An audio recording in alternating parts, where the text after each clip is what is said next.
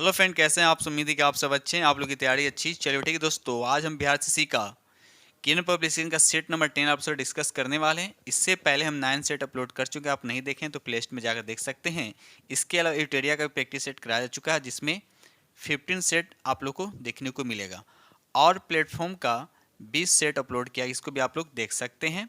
और इसके अलावा साइंस का 24 सेट, जिसमें हर सेट में 40 क्वेश्चन कराएगा। बहुत इंपॉर्टेंट क्वेश्चन को डिस्कस किया गया है, अगर आप नहीं देखे हैं तो प्लेलिस्ट में जाकर देख सकते हैं। तो आज हम आप लोग के साथ बिहार एसएससी का सेट नंबर 10 आप लोग डिस्कस करने वाले हैं। और आप लोग को पता है कि एग्जाम जो है मार्च में होने जा रहा है, ठीक है। 90% उम्मीद है कि मार्च तक एग्जाम होने की चांसेस है, इसलिए आप लोग जम की तैयारी करें। देखिए, मौका बार बार नहीं आता है, ठीक है, इसलिए आप लोग जम की तैयारी करें। चलिए, आपको क्वेश्चन नंबर यहाँ पर क्वेश्चन नंबर फर्स्ट कहता है कि काराकोरम नामक पर्वत श्रृंखला निम्नलिखित कारणों से भू राजनीति के रूप में अत्यंत महत्वपूर्ण है, क्योंकि यह भारत और चीन को जोड़ती है। ये गलत है। यह सिंधु और यारकन नदी घाटियों के लिए जलोत्सारण क्षेत्र के रूप में कार्य करती है। ये सही है। भारत और चीन, पाकिस्तान के साथ अफगानिस्तान और ताजिकिस्तान की सीमाएं काराकोरम श्रृंखला से मिलती है। 2 और 3 सही है, तो राइट आंसर आपका देखते हैं। 2 और 3 किस ऑप्शन में दे रखा था, यहाँ पर राइट आंसर आपका 2 हो जाएगा, ठीक है। चलिए आगे बढ़ते हम लोग अगले प्रश्न की तरफ। ये रहा क्वेश्चन नंबर आपका 2। क्वेश्चन नंबर 2 कहता है, निम्नलिखित में से किस आयोग के लिए भारतीय संविधान में कोई प्रावधान नहीं किया गया है, बताइए। तो यहाँ पर राइट आंसर आपका 3 हो जाएगा, योजना आयोग। याद रखिए, योजना आयोग जो इसका राइट आंसर हो जाएगा। अब योजना आयोग को अब क्या कर दिया है, नीति आयोग कर दिया। इसे कब कन्वर्ट किया गया है, तो 2015 में, याद रखिएगा, ठीक है। चलिए आगे बढ़ते हैं हम लोग अगले प्रश्न की तरफ।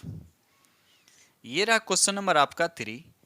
क्वेश्चन नंबर 3 कहता है, किस सुल्तान को खलीफा से सम्मान वस्त्र प्राप्त हुआ था, बताइए। यहाँ पर किस सुल्तान को खलीफा से सम्मान वस्त्र प्राप्त हुआ था, तो यहाँ पर राइट आंसर आपका 2 हो जाएगा। इल्तुतमिश इसका राइट आंसर हो, याद रखिए इल्तुतमिश जो है इसका राइट आंसर हो जाएगा, ठीक है। चलिए ये रहा अगला प्रश्न, देखिए क्वेश्चन नंबर यहाँ पर 4। क्वेश्चन नंबर 4 कहता है, निम्नलिखित में कौन सी रेखा दो देशों के बीच सीमांकन रेखा नहीं है। 2 देशों के बीच सीमांकन रेखा नहीं है, तो यहाँ पर राइट आंसर आपका हो जाएगा अंतर्राष्ट्रीय दिनांक रेखा। याद रखिए, अंतर्राष्ट्रीय दिनांक रेखा, ठीक है। आई बस समझ में। बाकी सभी मैकमोहन रेखा, क्लिप रेखा, रेड क्लिप रेखा, ड्यूरेंट रेखा, जो ये 2 देशों के बीच क्या है आपका इस सीमांकन रेखा। बाकी ये आपका अंतर्राष्ट्रीय दिनांक रेखा जो ये नहीं, तो राइट आंसर आपके यहाँ पर ए हो जाएगा। चलिए अगला प्रश्न देखिए, क्वेश्चन नंबर यहाँ पर 5 कहता है, भारतीय संविधान की 8वीं अनुसूची में निम्नलिखित में से कौन सी भाषा निर्दिष्ट नहीं है। तो उर्दू है, सिंधी है, देखिए यहाँ पर संस्कृत, लेकिन अंग्रेजी नहीं है। तो यहाँ पर आपका 5 का राइट आंसर क्या हो जाएगा, आपका 2 हो जाएगा। अभी वर्तमान में कितनी भाषाएं हैं, तो याद रखिएगा मान्यताएं यानी 22 भाषाएं, याद रखिएगा। चलिए आगे बढ़ते हम लोग अगले प्रश्न की तरफ। क्वेश्चन नंबर यहाँ पे 6 कहता है, भारत के किस राज्य के क्षेत्रफल और जनसंख्या की दृष्टि से समान रैंकिंग स्थिति है, बताइए। तो यहाँ पर राइट आंसर आपका 2 हो जाएगा, मेघालय इसका राइट आंसर। याद रखिएगा मेघालय जो है इसका राइट आंसर, यानी क्षेत्रफल में 22वां स्थान है और जनसंख्या की दृष्टि से भी क्या है, ये 22वां स्थान है। तो इसका राइट आंसर आपका यानी अप्रॉक्स में है, यानी राइट आंसर आपका यहाँ पे 2 हो जाएगा। अगर क्षेत्रफल में सबसे पूछे भारत का सबसे बड़ा राज्य कौन है, तो राजस्थान हो जाएगा। सबसे छोटा कौन हो जाएगा, गोवा हो जाता है। इस तरह से याद रखिएगा। चलिए आगे बढ़ते हैं हम लोग। क्वेश्चन नंबर यहाँ पे 7 कहता है, पृथ्वी का आकार आपको बताना है।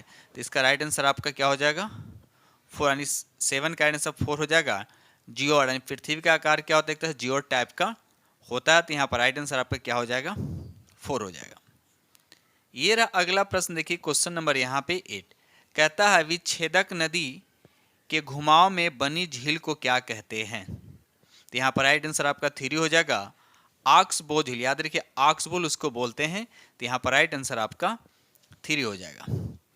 ये रहा अगला प्रश्न, देखिए क्वेश्चन नंबर यहाँ पे 9 कहता है, झील अथवा तालाब के सतह जल पर पादप्लवक की तेजी से बढ़ने वाले पुंज को कहते हैं, तो क्या कहते हैं। तो यहाँ पर 9 का राइट आंसर आपका ये हो जाएगा, उसे सुपोषण कहते हैं। क्या कहते हैं, उसे सुपोषण कहा जाता है। आगे बढ़ते हैं हम लोग अगले प्रश्न की तरफ। क्वेश्चन नंबर यहाँ पे 10। क्वेश्चन नंबर 10 कहता है कि पोतभंजक उद्योग में भारत का कौन सा राज्य अग्रगण्य, मतलब सबसे आगे है पोतभंजक में। तो यहाँ पर 10 का राइट आंसर आपका 3, यानी गुजरात इसका राइट आंसर। याद रखिए गुजरात इसका राइट आंसर हो जाएगा। ये रहा अगला प्रश्न, देखिए क्वेश्चन नंबर यहाँ पे 11 कहता है जब मार्गरेट थैचर प्रधानमंत्री थी उस समय किस देश के साथ ब्रिटेन ने फॉकलैंड द्वीपों पर नियंत्रण प्राप्त करने के लिए युद्ध लड़ा था? तो यहाँ पर राइट आंसर आपका 2 हो जाए अर्जेंटीना, इसका राइट आंसर हो जाएगा। ठीक है, चलिए ये रहा अगला प्रश्न, देखिए क्वेश्चन नंबर यहाँ पे आपका 12 पता है निम्नलिखित का मिलान आपको बताना है, यहाँ पर आपको मिलान करने हैं। ठीक है, तो यहाँ पर देखा जाए तो ए का हो जाएगा आपका 2 हो जाएगा, अनुवातवी हो जाएगा, 2 का हो जाएगा आपका 4 हो जाएगा।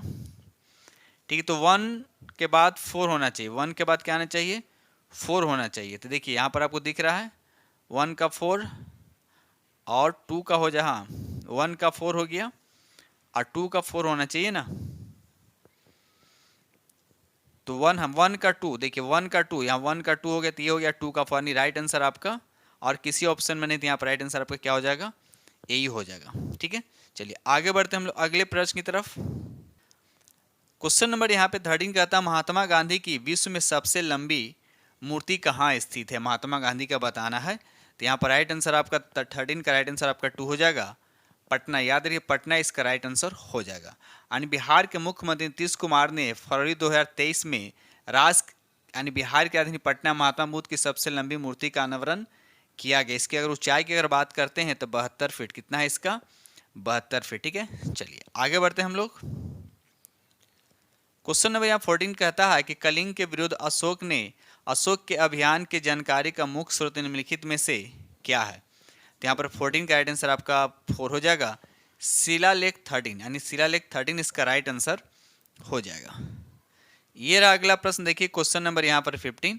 क्वेश्चन नंबर 15 कहता है गांधी की न्यायशीलता की अवधारणा क्या है? तो यहाँ पर राइट आंसर आपका 2 हो जाएगा, पूंजीवादी समाज को समतावादी समाज में रूपांतरित करती है, तो इसका राइट आंसर आपका 2 हो जाएगा। ये रहा अगला प्रश्न, देखिए क्वेश्चन नंबर यहाँ पे 16 कहता है निम्नलिखित में से किस राज्य में नीम वृक्ष को राज वृक्ष अंगीकार किया गया है? तो यहाँ पर 16 का राइट आंसर आपका 4 हो जाएगा, आंध्र प्रदेश जो है इसका राइट आंसर हो जाएगा। क्वेश्चन नंबर यहाँ पे 17 कहता है कि समोच्च रेखा समान, उसके बाद डैश दे रखा है कि स्थलों को जोड़ने वाली काल्पनिक रेखा क्या कहलाता है? बताइए काल्पनिक रेखा क्या कहलाता है? तो यहाँ पर 17 का राइट आंसर आपका 3 हो जाएगा, उससे बोलते हैं उच्चता, इसका राइट आंसर हो जाएगा। चलिए अगला प्रश्न, देखिए टोटल हम क्वेश्चन आप लोग से 75 क्वेश्चन डिस्कस करेंगे और आप लोग खुद से प्रैक्टिस कीजिए, और 75 में आपको 50 प्लस आने चाहिए, कम से कम 50 प्लस आने चाहिए। ठीक है, चलिए क्वेश्चन नंबर 18 कहता है राष्ट्रीय हरित अधिकरण का अध्यक्ष कौन है? तो यहाँ पर 18 का राइट आंसर आपका 2 हो जाएगा। अगर आपका इसका PDF चाहिए तो टेलीग्राम से जुड़े, टेलीग्राम का लिंक जो इस वीडियो के डिस्क्रिप्शन में टेलीग्राम का लिंक दे दिया गया, आप वहाँ से जाकर आप प्राप्त कर सकते हैं। ये रहा अगला प्रश्न, देखिए क्वेश्चन नंबर यहाँ पे 19।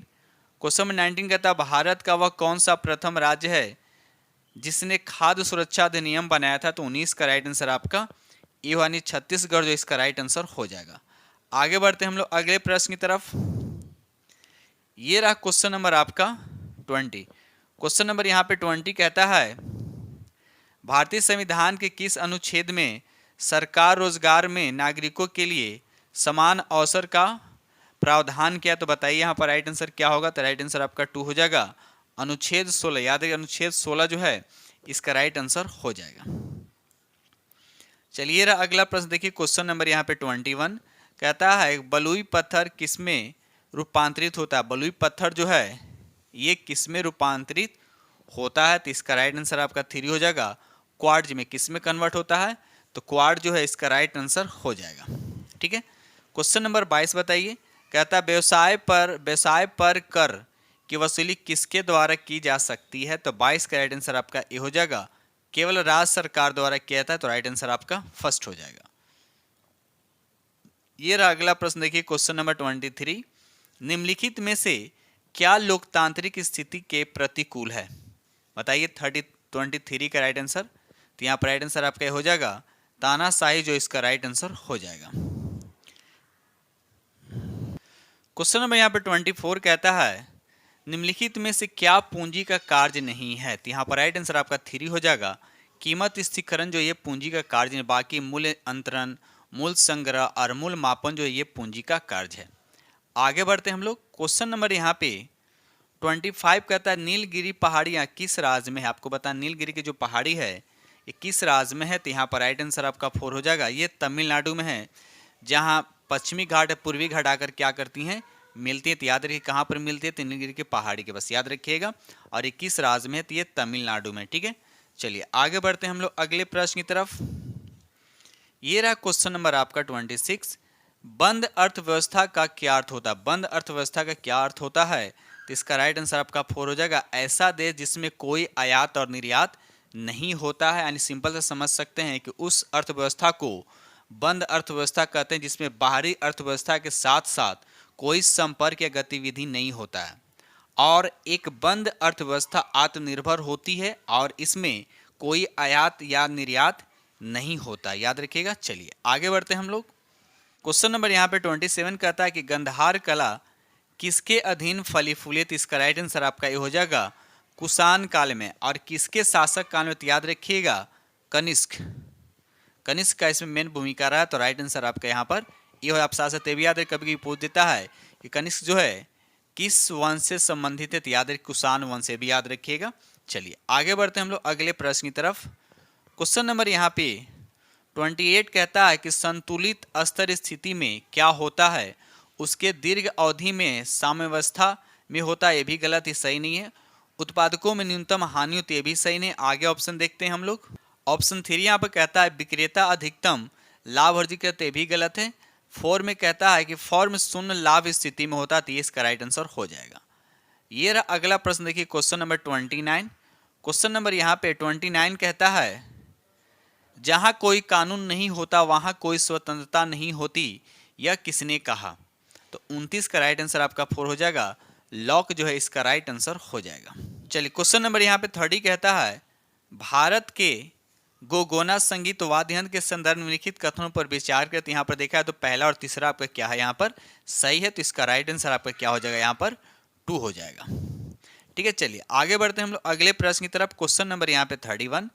भारतीय संविधान का कौन सा भाग राष्ट्र का नीति निर्देशक सिद्धांत से संबंध है, तो यहाँ पर 31 का राइट आंसर क्या होगा, तो यहाँ पर राइट आंसर आपका 3 हो जाएगा। यानी भाग जो है 4 इसका राइट आंसर हो जाएगा। ठीक है, भाग 4 जो है इसका राइट आंसर हो जाएगा। अगर पूछा जाए अनुच्छेद कितना से कितना, तो याद रखिए 36 से 51, 36 से 51। और ये किस देश से लिया गया, तो आयरलैंड से, याद रखिएगा। क्वेश्चन नंबर यहाँ पे 32 कहता है कि भारत के संविधान का 44वां संविधान संशोधन मौलिक अधिकारों की श्रेणी में से निम्न में से किस अधिकार को हटाया गया है, तो याद रखिए संपत्ति के अधिकार को क्या किया गया है, हटाया। याद रखिए संपत्ति के अधिकार को हटाया, और कब, तो 1978 में भी याद रखिएगा। ठीक है, चलिए आगे बढ़ते हैं हम लोग। ये रहा अगला प्रश्न, देखिए क्वेश्चन नंबर यहाँ पे 33। बिहार के प्रथम मुख्यमंत्री कौन थे। बिहार के प्रथम मुख्यमंत्री कौन थे, तो इसका राइट आंसर आपका हो जाएगा कृष्ण सिंह जो है इसका राइट आंसर। याद है कृष्ण सिंह जो है इसका राइट आंसर हो जाएगा। ठीक है, इसका अगर कार्यकाल पूछा जाएगा तो इसका कार्यकाल जो था 1946 से लेकर 1961 तक, ये भी याद रखिएगा। बिहार से रिलेटेड क्वेश्चन जरूर याद रखिएगा। क्वेश्चन नंबर यहाँ पे 34 कहता है निम्नलिखित में से कौन सा एक भारत का तेल क्षेत्र सबसे प्राचीन है और अभी भी तेल उत्पादन करता है, तो 34 का राइट आंसर आपका 2 हो जाएगा। डिगबोई इसका राइट आंसर हो जाएगा। और कहाँ है, तो असम में, याद रखिएगा असम में। ठीक है, चलिए आगे बढ़ते हैं हम लोग अगले प्रश्न की तरफ। क्वेश्चन नंबर यहाँ पे 35 कहता है कि डॉक्टर मनमोहन सिंह से ठीक पहले भारत के प्रधानमंत्री कौन थे, तो याद रखिए अटल बिहारी वाजपेयी। तो देखते हैं किस ऑप्शन में दे रखा है, उनसे ठीक पहले अटल बिहारी वाजपेयी थे। तो यहाँ पर राइट आंसर आपका 35 का राइट आंसर आपका 4 हो जाएगा। अटल बिहारी वाजपेयी जो है इसका राइट आंसर हो जाएगा। ये रहा अगला प्रश्न, देखिए क्वेश्चन नंबर यहाँ पे 36। पंकज अडवाणी इससे संबंधित आपको बताने किस खेल से इनका संबंध है, तो इसका राइट आंसर आपका हो जाएगा स्नूकर, इसका राइट आंसर हो जाएगा। क्वेश्चन नंबर 37 कहता है कि राज्यसभा का पदेन अध्यक्ष कौन होता है, तो इसका राइट आंसर आपका 2 हो जाएगा। उपराष्ट्रपति जो है इसका राइट आंसर हो जाएगा। बिल्कुल इजी प्रश्न था। चलिए आगे बढ़ते हैं हम लोग। ये रहा अगला प्रश्न, देखिए क्वेश्चन नंबर यहाँ पे 38। क्वेश्चन नंबर यहाँ पे 38 कहता है गढ़वाल वंशीय शासक द्वारा बिहार में तुरुष्क दंड की वसूली की चर्चा एक अभिलेख में मिलती है, इसकी प्राप्ति हुई आपको बताना है कहाँ से। तो इसका राइट आंसर आपका 3 हो, यानी मुंगेर इसका राइट आंसर हो जाएगा। याद रखिए 38 का राइट आंसर आपका 3 इसका राइट आंसर हो जाएगा। ये रहा अगला प्रश्न, देखिए क्वेश्चन नंबर यहाँ पर 39 कहता है कि FDI का मतलब क्या होता है। FDI का मतलब क्या होता है, तो इसका राइट आंसर आपका 2 हो जाएगा। फॉरेन डायरेक्ट इन्वेस्टमेंट इसका राइट आंसर हो जाएगा। क्वेश्चन नंबर यहाँ पर 40 कहता है फिल्म स्लम डॉग मिलियनेयर का निर्देशक किसने किया, आपको बताइए किसने किया बताइए। तो 40 का राइट आंसर आपका 3 हो जाएगा। डैनी बॉयल जो है इसका राइट, याद रखिए डैनी बॉयल जो है इसका राइट आंसर हो जाएगा। क्वेश्चन नंबर यहाँ पर 41 कहता है बिहार की किसी भी आंचलिक भाषा में निर्मित पहली फिल्म कौन थी, तो इसका राइट आंसर आपका 3 हो जाएगा। हे गंगा मैया तो है पीरी चरही बोत, इसका राइट आंसर आपका 3 हो जाएगा। ये रहा अगला प्रश्न, देखिए क्वेश्चन नंबर यहाँ पे 42। बिहार राज्य के पश्चिमी उत्तर कोने पर हिमालय की एक चोटी है, इसे किस नाम से जाना जाता है बताइए। तो 42 का राइट आंसर आपका 4 हो जाएगा। सोमेश्वर की पहाड़ी, याद रखिए सोमेश्वर की पहाड़ी के नाम से जाना जाता है, तो इसका राइट आंसर आपका 4 हो जाएगा।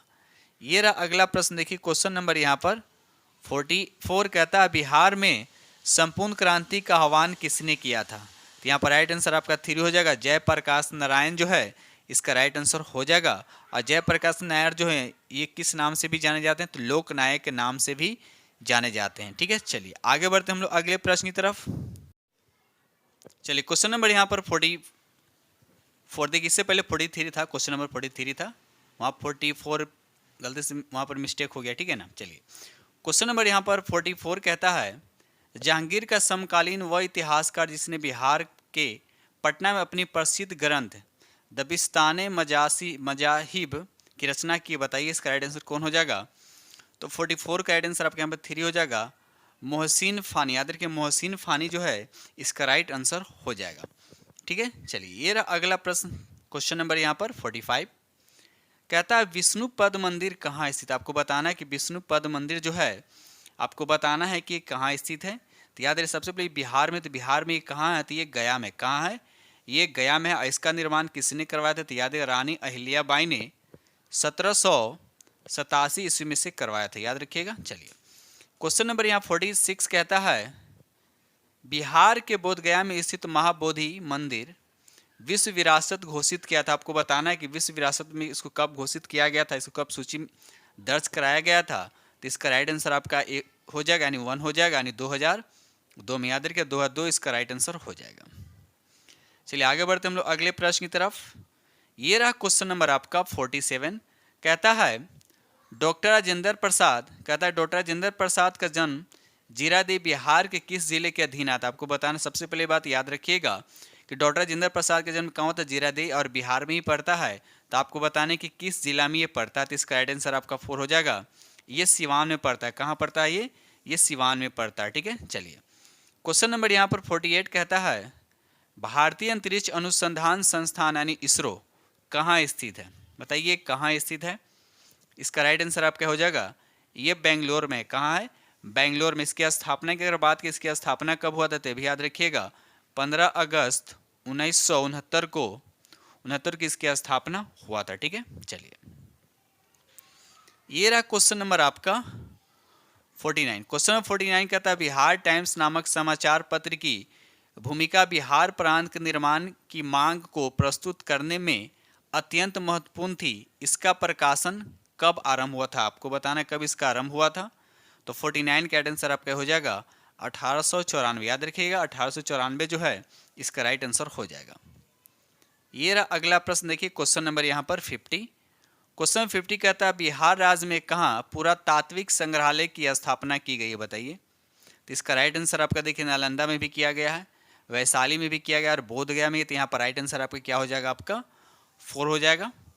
ठीक है, अगर नालंदा की बात इसका स्थापना कब हुआ था नालंदा में इसका, तो 1917 में। ठीक है, वही अगर बात किया बोधगया में, तो बोधगया में कब हुआ था, तो 1956 में। और अगर वैशाली में बात करते तो 1945 में पुरातात्विक संग्रहालय की स्थापना किया गया था। ठीक है, तो ये आपका था जनरल जीके था। अब यहाँ से आपको साइंस से स्टार्ट हो रहा है। चलिए क्वेश्चन नंबर यहाँ पर 51 कहता है कृष्णिका विकिरण उच्चतम अवस्था तक पहुंचने पर तरंग दैर्घ्य कैसा होता है? बताइए इसका राइट आंसर। तो यहाँ पर 51 का राइट आंसर आपका 2 हो जाएगा। तापमान बढ़ने पर क्या हो जाता है? घट जाता है। तो राइट आंसर आपका यहाँ पे 2 हो जाएगा। चलिए अगला प्रश्न देखिए, क्वेश्चन नंबर यहाँ पर 52। जल का घनत्व 1 ग्राम पर सेंटीमीटर बताइए। तो इसका राइट आंसर आपका क्या होगा?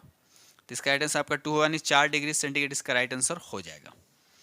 ठीक है, चलिए आगे बढ़ते हम लोग अगले प्रश्न से। भी याद रखिए, देखिए यहाँ पे लिखा हुआ है क्या, जल का घनत्व दे रखा है 1 ग्राम पर सीसी दे रखा है, यानी इसका राइट आंसर आपका 4 हो जाएगा। या इसको दूसरी तरह से पूछ सकता है कि कितने डिग्री पे जल जो है उसका घनत्व अधिकतम होता है, तो 4 डिग्री सेंटीग्रेड, इस तरह से भी क्वेश्चन पूछा जाता है। ठीक है, चलिए आगे बढ़ते हम लोग। क्वेश्चन नंबर यहाँ पर 53 कहता है कि विकिरण के परमात्रा सिद्धांत के संस्थापक कौन है? बताइए इसका राइट आंसर। तो यहाँ पर राइट आंसर आपका 3 हो जाएगा। प्लैंक जो है इसका राइट आंसर हो जाएगा। प्लैंक इसका राइट आंसर हो जाएगा। आगे बढ़ते हम लोग अगले प्रश्न की तरफ। क्वेश्चन नंबर यहाँ पर 54 कहता है, तो ऊपर कर दूं, हाँ ये रहा क्वेश्चन नंबर आपका 54 कहता है। चलिए क्वेश्चन 54 कहता है कि जब किसी धातु को लपट पर गर्म किया जाता है तो इलेक्ट्रॉन ऊर्जा को अवशोषित कर लेते हैं और उच्चतर ऊर्जा स्थिति की ओर छलांग लगाते हैं। वे प्रकाश का उत्सर्जन करते हैं, तो जिसे हम किस में देख सकते हैं? बताइए किस में देख सकते हैं? तो यहाँ पर राइट आंसर आपका 54 का 3 हो जाए, उत्सर्जन स्पेक्ट्रम इसका राइट आंसर हो जाएगा। चलिए रहा अगला प्रश्न देखिए, क्वेश्चन नंबर यहाँ पर 55। क्वेश्चन नंबर 55 कहता है कि खाना पकाने के बर्तन के नीचे का बाहरी हिस्सा काला क्यों किया था? आपको बताना काला क्यों छोड़ दिया जाता है, बताइए। तो इसका राइट आंसर आपका 4 हो जाएगा। काला सतह जो ऊष्मा का क्या होता है? अच्छा और शोषक होता है, तो इसलिए इसका राइट आंसर आपका डी हो जाएगा। ठीक है, यानी 4 इसका राइट आंसर हो जाएगा। चलिए बताइए क्वेश्चन नंबर यहाँ पर 56 कहता है गैस तापमापी द्रव तापमापियों की तुलना में ज़्यादा सेंसिटिव यानी संवेदी होते हैं, क्योंकि बताना है इसका राइट आंसर क्या होगा? तो इसका राइट आंसर आपका हो जाएगा क्योंकि इसका प्रसार गुणांक क्या होता है? सबसे ज़्यादा। गैस का प्रसार गुणांक क्या होता है? सबसे ज़्यादा होता है, तो इसलिए राइट आंसर आपका ए हो जाएगा। ये रहा क्वेश्चन नंबर आपका 57 कहता है एक श्वेत तथा एक चिकनी सतह कैसी होती है? आपको पूछ रहा है कि एक श्वेत है तथा चिकनी सतह कैसी होती है। तो 57 का राइट आंसर आपका क्या हो जाएगा? 2 हो जाएगा। तापमान की खराब अवशोषक और अच्छी परावर्तक होता है, तो राइट आंसर आपका 2 हो जाएगा। चलिए रहा अगला प्रश्न देखिए, क्वेश्चन नंबर यहाँ पर 58 सल्फ्यूरिक अम्ल, आपको बताने सल्फ्यूरिक अम्ल है क्या होता है? तो इसका राइट आंसर आपका 2 हो जाएगा। द्विक्षारिक होता है, याद है द्विक्षारिकी इसका राइट आंसर हो जाएगा। ठीक है, इसका फार्मूला की अगर बात करते हैं तो H2SO4 होता है, ये एक तरह का स्ट्रॉन्ग एसिड होता है, याद रखिएगा। टोटल जैसे अगर हम बात करें जनरली 3 तरह के स्ट्रॉन्ग एसिड होते हैं, HCl हो गया, उसके बाद नाइट्रिक एसिड हो गया और उसके बाद सल्फ्यूरिक एसिड है। सबसे ज़्यादा स्ट्रॉन्ग कौन होता है? HCl होता है। ठीक है, चलिए आगे बढ़ते हैं हम लोग। क्वेश्चन नंबर यहाँ पर 59 क्वेश्चन नंबर 59 कहता है कि विद्युत तापी साधन के लिए तापी घटक बनाने के लिए जिस मिश्र धातु का प्रयोग किया जाता है वह कौन सा है? तो 59 का राइट आंसर क्या हो जाएगा? 3 और नाइक्रोम इसका राइट आंसर हो जाएगा। आगे बढ़ते हम लोग अगले प्रश्न की तरफ। क्वेश्चन नंबर यहाँ पर 60 कहता है नींबू के रस में पीएच मान का अनुमान कितना होता है? बताइए। तब देखिए क्या एसिडिक होता है ना, तो 7 के बराबर नहीं होता है, इसका पूर्ण में भी गलत है, 7 से कम होता है। राइट आंसर आपका क्या हो जाएगा? 3। जिसका पीएच मान 7 से कम होता है वह एसिडिक होता है, जिसका पीएच मान 7 से ज़्यादा होता है वह क्षारीय होता है, और जिसका पीएच 7 के बराबर होता है वह क्या होता है? उदासीन होता है। तो ये सब याद रखिएगा। चलिए ये रहा अगला प्रश्न देखिए, क्वेश्चन नंबर यहाँ पे 61 वैद्युत परिष्करण के दौरान विशुद्ध धातु कहाँ पे एकत्रित होता है? तो इसका राइट आंसर आपका 3 हो जाएगा। कैथोड जो है इसका राइट आंसर हो जाएगा। ये रहा अगला प्रश्न देखिए, क्वेश्चन नंबर यहाँ पर 62 कहता है निम्नलिखित में कौन सा सबसे सशक्त अस्कंदन है? बताइए। तो 52 का राइट आंसर आपके यहाँ पर 2 हो जाएगा। एल्यूमिनियम क्लोराइड जो है इसका राइट आंसर हो जाएगा। आगे बढ़ते हम लोग। चलिए रहा अगला क्वेश्चन देखिए, क्वेश्चन नंबर यहाँ पर 63 कहता है सोडा वाटर में क्या होता है? आपको जो सोडा वाटर में क्या होता है तो याद रखिए उस कार्बन डाइऑक्साइड होता है। क्या होता है? सोडा वाटर में क्या होता है? कार्बन डाइऑक्साइड होता है। इसका फार्मूला होता है CO2, इसको बोलते हैं ड्राई आइस के नाम से भी इसको जाना जाता है। ये रहा अगला प्रश्न, देखिए क्वेश्चन नंबर यहाँ पर 64। निम्नलिखित में से कौन सा द्रव अधातु है? तो इसका राइट आंसर आपका 2 हो जाएगा।